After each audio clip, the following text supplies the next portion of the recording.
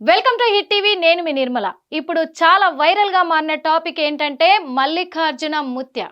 ఈ మల్లికార్జున ముత్య ఎవరు? అప్పాజీ అని కూడా పిలుస్తారు. మరి ఈయన గురించి ఇప్పుడు చాలా హాట్ టాపిక్ గా మారింది. మన తెలంగాణ రాష్ట్రం ఒకటే కాదు, ఇప్పుడు ఇండియా లెవెల్లో అని కూడా చెప్పుకోవచ్చు. రెండు తెలుగు రాష్ట్రాల్లో కూడా చాలా హాట్ గా ఎక్కడ చూసినా ఇవే. ఏ సోషల్ మీడియాలో చూసినా ఈయన గురించే చెప్తున్నారు. మరి ఆయనను అప్పాజీ స్వామి అని కూడా పిలుస్తూ ఉంటారంట, అప్పాజీ ముత్య అని కూడా పిలుస్తూ ఉంటారంట.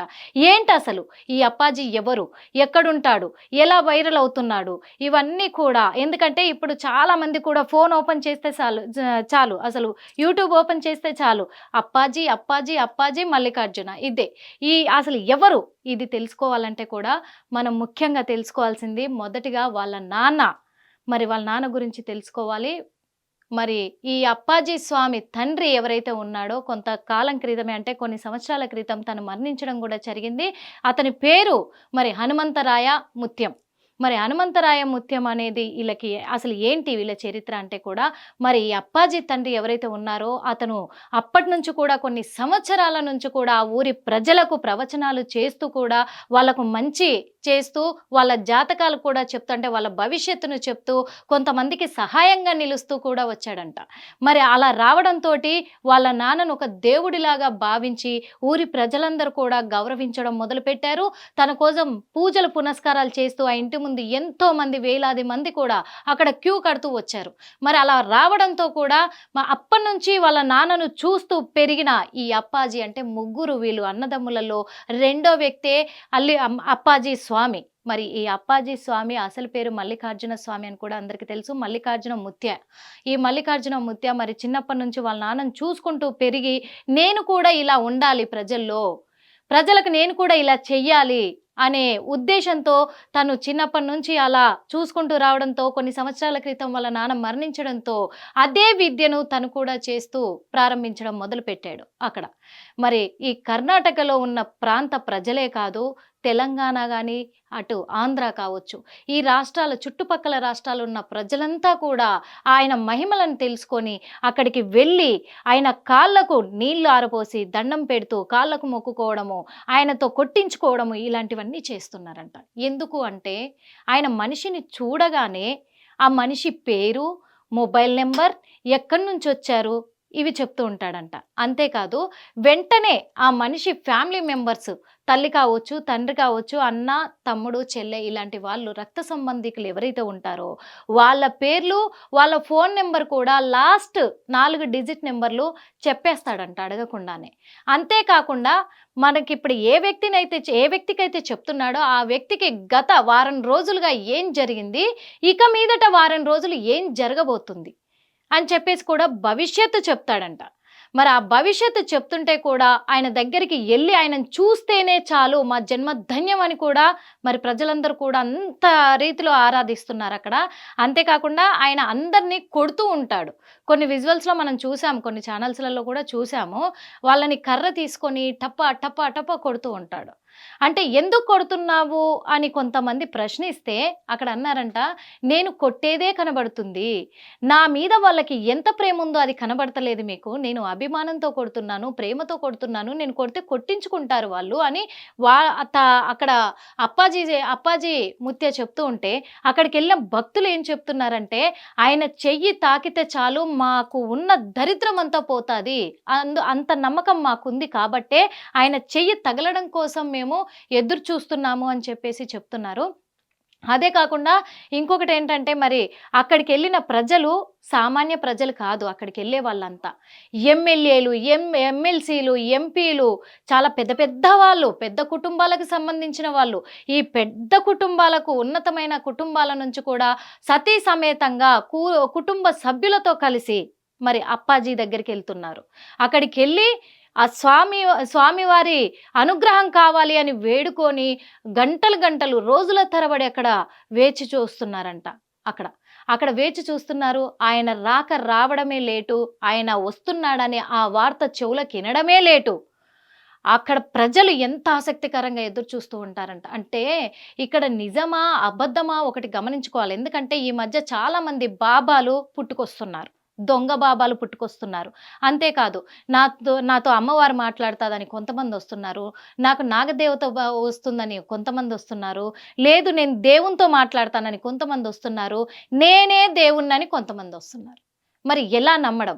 ఇప్పుడు దేవుడున్నాడనేది ఎంత నిజమో, దయ్యమున్నది అనేది కూడా అంతే నిజమో, చాతబడుందనేది కూడా అంతే నిజం మరి.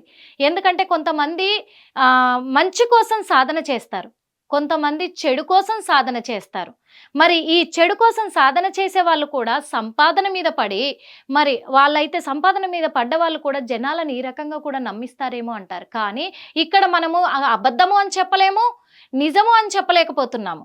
ఎందుకంటే కొన్ని చిన్న లాజిక్‌లు, కొన్ని నాకు తెలిసినంత వరకు నేను కొంతమందిని అడిగి తెలుసుకున్న లాజిక్‌లు మీకు చెప్దామనుకుంటున్నాను. అదేంటంటే కూడా కొంతమంది చెడు కోసమో కొన్ని సాధనలు చేస్తారట. అంటే చేతబడి చేస్తూ ఉంటారు కదా! వాళ్ళు. ఆ చేతబడి చేసేవాళ్ళు అందులో కూడా కొన్ని ఉంటాయంట. కొన్ని ఏమంటారు స్టెప్ బై స్టెప్ 4 స్టెప్పులు, 5 స్టెప్పులు ఉంటాయంట. చేతబడి వేరే అంట, బ్లాక్ మ్యాజిక్ వేరే అంట, మళ్ళీ వశీకరణ వేరే అంట. ఇలాంటివన్నీ ఉంటాయి. ఇలాంటివన్నీ ఉంటాయన్నప్పుడు ఇందులో కూడా మరి ఎళ్ళగానే ఆ వ్యక్తి పేరు చెప్పడానికి, ఆ వ్యక్తి మొబైల్ నంబర్ చెప్పడానికి, ఆ వ్యక్తి భవిష్యత్తు చెప్పడానికి కొంతమంది 46 రోజులు సాధన చేస్తారట. ఆ 46 రోజులు గూడా ఎలా చేస్తారయ్యా అంటే, ఒంటి మీద నూలు పోగు కూడా లేకుండా, ఒంటి మీద నూలు పోగు కూడా లేకుండా అర్ధరాత్రి సమయంలో, అర్ధరాత్రి 1 సమయంలో దగ్గరలో ఉన్న వాళ్ళ ఊరి గ్రామం కావచ్చు, అలాగే సిటీ కావచ్చు, ఏదైనా సరే వాళ్ళకు దగ్గరలో ఉన్న చెరువు గాని, నది గాని ఏదైనా ఉంటే అక్కడికి చెరువులోకెళ్ళి పీకల లోతుల వరకి, ఈ పీకల వరకి అక్కడికి నీళ్ళలో నిల్చుంటారంట. నిల్చొని 46 రోజులు రోజు కొంత సమయము ఆ నదిలో ఒక మంత్రాన్ని జపిస్తారంట.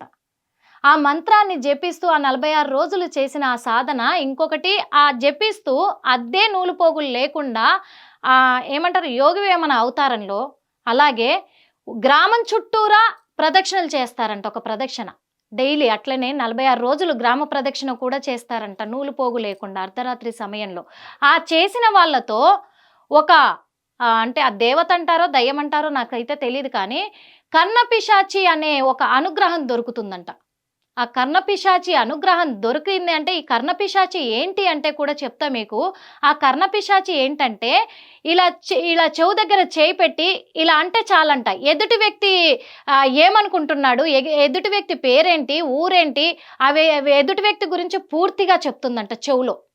ఈ సాధన ఎవరైతే చేశారో ఆ మనిషికి ఈ కర్ణపిశాచి అనేది ఎదుటి వ్యక్తి వివరాలన్నీ కూడా వెంటనే చెప్పేస్తూ ఉంటదంట. అలా వాళ్ళు నీకిది జరిగింది, నువ్వు పలానా ఊరు, పలానా ప్లేసు అని చెప్పేసి కూడా చెప్తారంట. అట్లా ఏమైనా మరి ఇక్కడ జరుగుతుందా అనేది మనకు తెలీదు ఇంకా. ఎందుకంటే ఎవరు బయటికి చెప్పరు గదా! ఆ కర్ణపిశాచి ఎట్లుంటదో చూపిస్తావా నాకంటారు ఎళ్లి అడుగుతే. ఇప్పుడు అలా తయారైపోయారు రివర్స్‌లో. మరి నేనేదో భక్తితో చేస్తున్నాను, శ్రద్ధలతో చేస్తున్నాను, 10 మందికి మంచి చేద్దామని చేస్తున్నాను, మీరు చెడుగా చూపిస్తున్నారంటున్నారు. కానీ మంచి చేస్తే ఓకే, కాదనట్లేదు. ఇంకొక విషయం ఏంటంటే, ఈ అప్పాజీ ముత్య మాత్రము ఎవరి దగ్గర పైసలు తీసుకోడంట రూపాయి కూడా.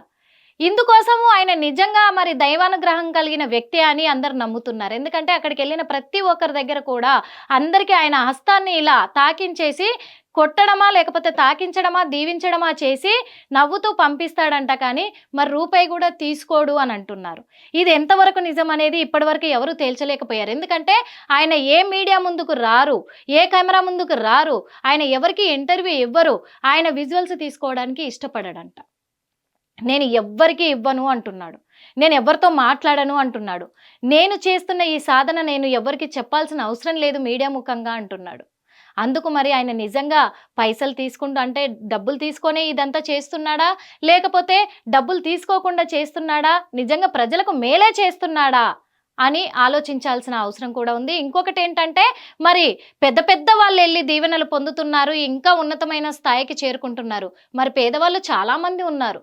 మరి ఆ పేదవాళ్ళను కూడా ఒక్కసారి వాళ్ళ వద్దకొచ్చి లేదా వాళ్ళని మీ దగ్గరికి రప్పించుకోనో వాళ్ళని ఆశీర్వదిస్తే నిజంగా వాళ్ళందరూ కూడా అంటే ప్రపంచం మీద ఉన్న వాళ్ళంతా కూడా చుట్టుపక్కల ఓకే ప్రపంచమంతా మీ దగ్గరికి రాకపోవచ్చు సారీ.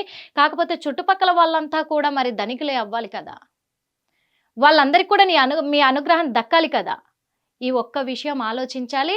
ఇది మరి అప్పాజీ గురించి మొత్తం కథ కూడా ఈ కథనాల ప్రకారమే, ఈ తన విజువల్స్లో చూపిస్తున్న విధానం ప్రకారమే అందరూ కూడా నమ్మి అక్కడికి వెళ్తున్నారు. ఇప్పుడు చాలా వైరల్ అయిపోయి మరి అప్పాజీ ముత్యంని కలవాలి, అప్పాజీ ముత్యంని కలవాలి, మల్లికార్జున స్వామిని కలవాలి, ఆయన ఆశీర్వాదం పొందాలి, ఆయన అనుగ్రహం మాకు కావాలి అని జనాలందరూ కూడా అక్కడ వేల సంఖ్యలో లక్ష సంఖ్యలో అక్కడ ఎగబడిపోతున్నారు.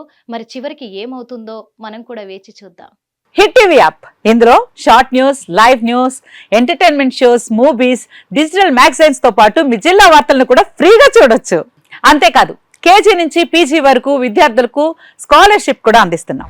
ప్రతి వారం 10 మందికి లక్కీ డ్రా ద్వారా ఒక్కొక్కరికి 10,000 రూపాయలు అందిస్తున్నాం.